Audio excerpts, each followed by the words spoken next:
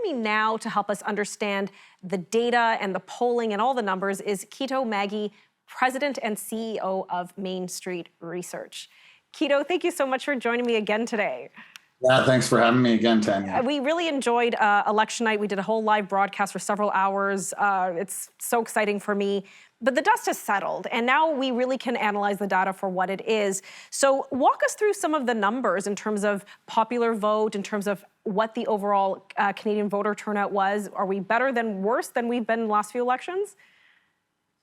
No, the turnout was down pretty significantly. I mean, on election night, it looked like it was going to be down just under 16 million people was the final count on election night, and then another million or so.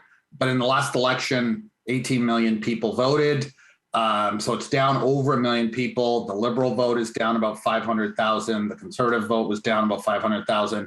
Maxime Bernier and the PPC, of course, were up 580,000. Mm-hmm. The Green Party was down. The only party that really gained in terms of raw vote was the NDP.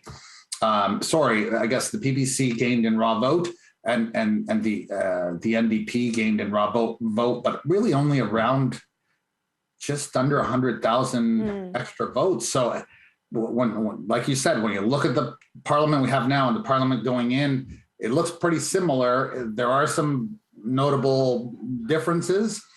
Certainly in Atlantic, Western Canada, the two Liberal seats in Alberta, I think make a pretty big difference from 2019 at least. Yes. Popular vote, it started out with it looks like the Conservatives were going to have a 2 or 3 point lead on election night.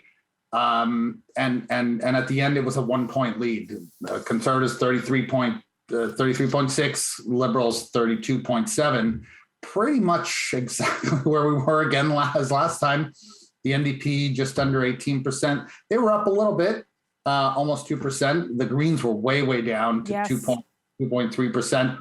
And of course, Maxime Bernier, more than tripled his vote share to 5%, but certainly that was significantly less than what at least most polls were suggesting. And I think a combination of things happened. I think some strategic voting, late people moving to the Conservative Party, and some voter apathy. I think a lot of those people stayed home in the end. Well, I think a lot of voters across the board stayed home. Like you mentioned, the voter turnout was under.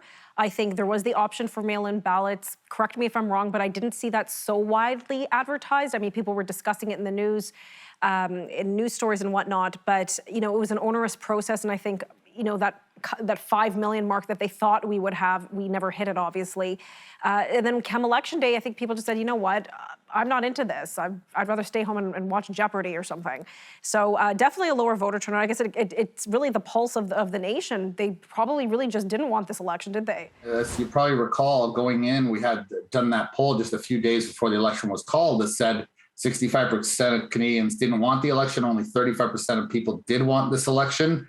I don't think that appetite really changed very much over the course of those 5 weeks, to be quite honest, because when you see this kind of turnout, I think that closing week was sort of really what made it even close, because until then, there wasn't really any, not much emotional drivers for getting out and voting. And you're right. I think parties and probably a bit the media as well didn't do a really great job at sort of promoting the fact that mail-in balloting was available.